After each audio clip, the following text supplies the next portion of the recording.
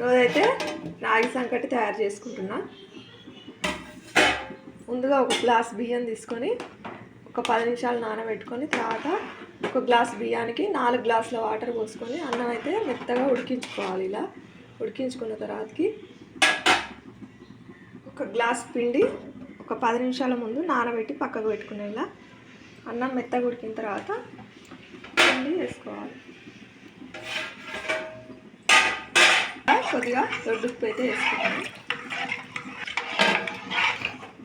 Rice అయితే మెత్తగా ఉడికిపోయింది. ఇలా మెత్తగా ఉడికినేయాలి. ఇప్పుడు కలిపి పెట్టుకుని రాగి పిండి తీసుకోవాలి.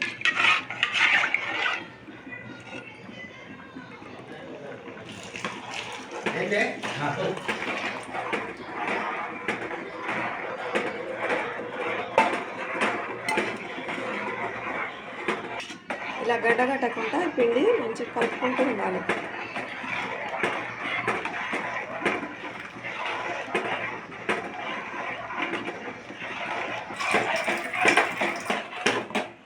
మొత్తం ఇలా ఉడికిందాక దగ్గరికి ఉడికించాలి.